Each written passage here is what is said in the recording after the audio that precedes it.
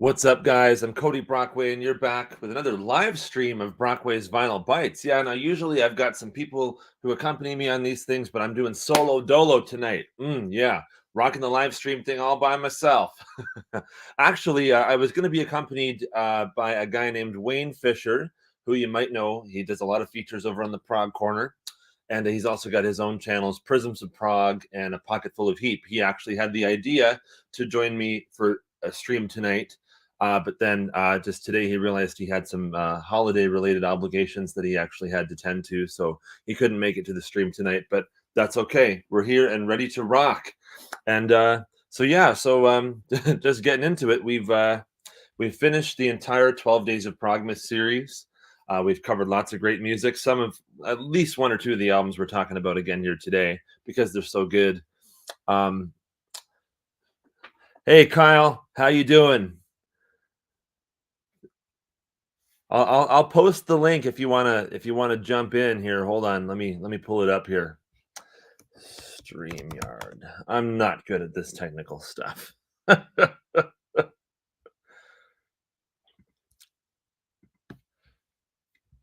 There we go. Kyle, if you want to join in, feel free. There's the link, and that's with anyone. So I just sent the StreamYard link. If anyone at any point during this live stream wants to join in, feel free. But yeah, so where was I? Okay, so what have I done? Okay, yeah. So some of these albums were actually talked about in the 12 Days of Progmas series that I've actually just finished as of today. But some of them were so good. Some of them were great concept albums that I had to talk about them again. So let's just let's get right into it. We're gonna start off with number 5. We're gonna count down to 1. Genesis, The Lamb Lies Down on Broadway. Of course, you can see my poster in behind, right? Yeah, this is absolutely one of my favorite albums of all time, no question. It's just an incredible album, and it tells the story of a guy named Rail who lives in New York, and he goes through all these all these all these things. I'll be honest, I can't exactly keep up with the lyrics, with the lyrical concept of this, but I love the way the music flows together. Yeah, it's just an excellent album, and Peter Gabriel's storytelling is so in depth and so well thought out that a lot of people still can't figure it out. But that doesn't detract from the album. It is a long album, but it's an excellent album. It's a double disc. This one's actually a triple disc because it's got the 5.1 surround sound remix. This has got a lot of my favorite Genesis tunes, though. We got, of course, the song "The Lamb Lies Down on Broadway," "Flying a Windshield," Broadway melody of '74, "Cuckoo Cocoon," "In the Cage." Then we got, "Counting Out Time," "Carpet Crawlers," "Chamber of 32 Doors," "Lily White Lilith," "Here Comes the Supernatural Anesthetist," "The Lamia." I've seen Steve Hackett play actually a couple of these songs in concert. It's just epic. But yeah, so that's my number 5 choice is "The Lamb Lies Down on Broadway" by my favorite band of all time, Genesis. Yes, Kyle is going to appreciate this one. Number 4 is the band that's on my shirt. This absolutely incredible album. I love this record so much. So this basically tells the story of a guy named Nicholas who keeps having these dreams where he's seeing this girl, recurring in his dreams, and yeah, he keeps seeing this girl come through his dreams, and he's like, "What the hell is going on? Why do I keep seeing the same girl in my dreams?" And he ends up going through regression therapy and finds out that he actually was her in a past life. And that's just kind of in a nutshell what this whole concept of this album is about. And yeah, I love this album. Metropolis Part 2, Scenes from a Memory. Of course, we got one of the absolute greatest pieces of music of all time, The Dance of Eternity. And then, of course, we've also got The Spirit Carries On, which is one of my all-time favorite Dream Theater songs. But I think every track on this is just totally perfect, actually. We've got Scene 1, Regression, Scene 2, Overture 1928, and Strange Deja Vu. We got Scene 3, Through My Words and Fatal Tragedy. We got scene 4, Beyond This Life, scene 5, Through Her Eyes, scene 6, Home, scene 7, The Dance of Eternity, of course, and One Last Time, scene 8, The Spirit Carries On, and scene 9, Finally Free. Some of the best rock drumming ever is on this album. And the storyline is so cool with this. It's great to sit down and listen and absorb all the music that's going on with this, and reading along to the lyrics too. So that's Metropolis Part 2, Scenes from a Memory by Dream Theater. That was number 4. Now we're going to number 3. Now, if you're followers of Brockway's Vinyl Bites, then you probably know that I've done a couple of features now over on the prog corner with Mr. Scott Lade, which thank you, Scott, for having me on the show as many times as you have. I'm actually rejoining him tomorrow, which is Sunday, December 24th, Christmas Eve, at 1 p.m. Eastern. And, so the last stream that I did with him and Wayne Fisher, and Kyle was there too. Say hi, Kyle. All Media Reviews 1. And we were talking about our 10 favorite Frank Zappa songs, and I had at least one of the songs from this album in there. But this is one of the best concept albums I've ever listened to. It's Joe's Garage. Just a fantastic record. And this, if you sit down with the lyrics with this too, it just really takes you on a ride. All these albums do, but this, I've got the 3 LP vinyl sets, and they come with the big lyric books, and so they give the narration in between each song, and then what kind of storyline is going to lead into the next bit. And basically the whole story of this album is a guy named Joe gets banned due to censorship and the freedom of music. So like the whole censorship and musical freedom is just banned. Like you can't do it. You can't play music, you can't have a free life, you can't do anything like that. So he ends up going crazy, and he ends up going absolutely nuts, and he ends up sleeping around with a bunch of girls, and gets some STDs. He gets some STDs, and then he ends up, he realized that he doesn't like that lifestyle too much, so he ends up having sex with a vacuum cleaner, and one thing leads to another. He ends up in jail. And then when he gets out of jail, he's just living a very stoic life, and music is, 100% illegal. Oh, too funny. Too funny. But yeah, I mean, if in a sense, that's kind of what it's like already.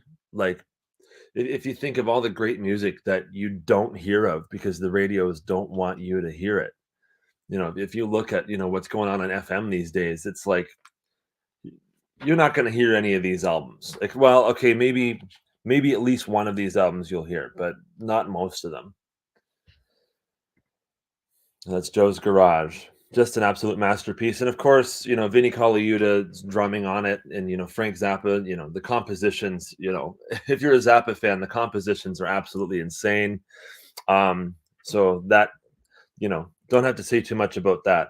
If you want more commentary on the wonderful work of Frank Zappa, go check out the video that I did on the Prog Corner with Scott and Kyle and Wayne. It was a lot of fun. Yes. We're going to our number 2 choice. Thick as a Brick. I was just listening to this today. It is an absolute masterpiece album. I actually did a 12 Days of Progmas video on this album. It is just incredible.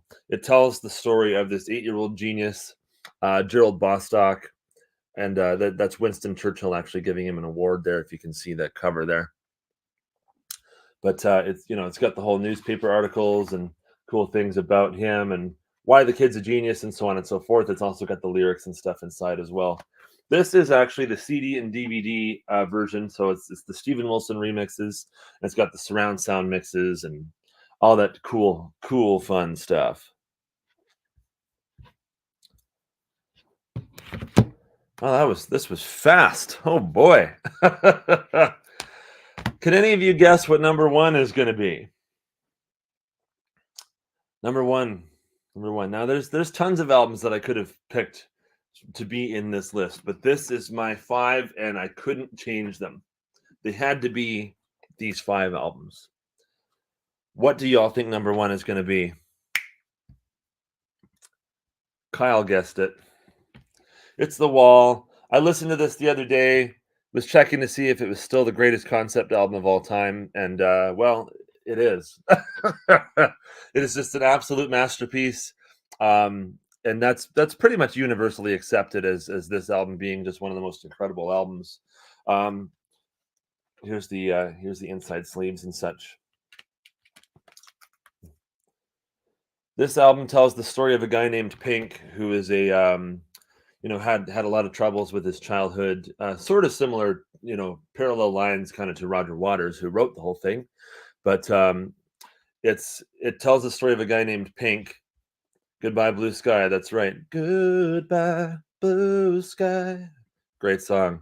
And Joni Mitchell does a nice version of that on the Live in Berlin DVD. Anyway, so this album tells the story of a guy named Pink who's got a very troubled life. His father left him, so he never actually knew his dad. Well, his father was actually serving in the war, and he died, so he didn't really leave him, but he died. And he's got a really attached relationship with his mother, not in a cool, like, good way, I guess. I don't know.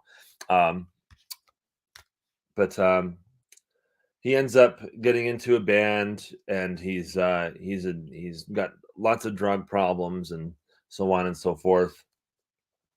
And he's got various girlfriends and things, but he's just building this wall around all of his feelings. He's not showing any emotion, and so everything that he's taking in from people and all of his experiences in his life are just being built up and built up and built up throughout the whole album and the movie, if you've seen that.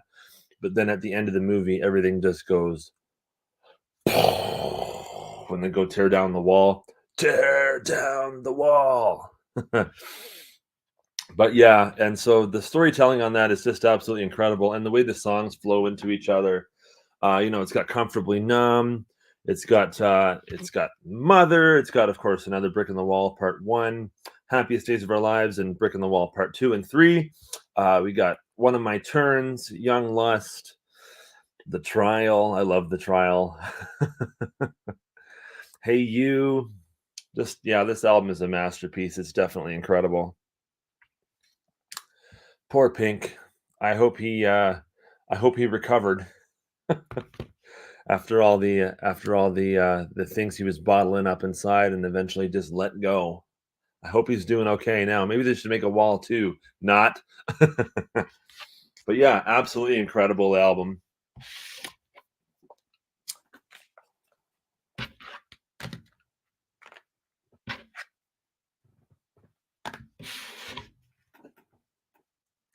These are my 5 picks. And yeah, honorable mentions. I'd like to give an honorable mention to a kind of a newer album. It's Green Day, American Idiot. I love that record. It tells a story about the Jesus of Suburbia and his girlfriend. And, he's an American idiot, I guess.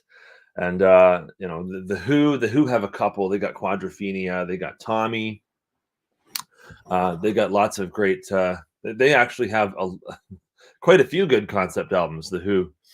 And, but yeah, anyway, so my top 5: Genesis, Lamb Lies Down on Broadway, Dream Theater, Metropolis Part 2, Scenes from a Memory. Number 3, Frank Zappa, Joe's Garage. Number 2, Jethro Tull, Thick as a Brick. And Pink Floyd, The Wall.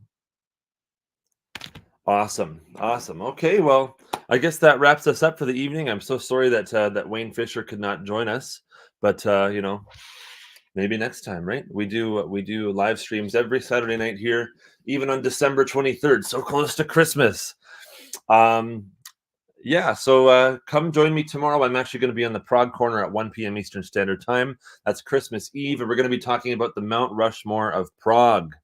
So I got my picks. Who do you have for your picks? The Mount Rushmore of Prague. I got my guys. But you got to come watch the video to see who I've picked, and you got to pick your own, and maybe Scott will let you guys join. But yeah, thank you so much for watching, and have a great night. Merry Christmas, everyone. Expect some cool new stuff coming on the channel very soon. I got lots of tricks up my sleeveless shirt.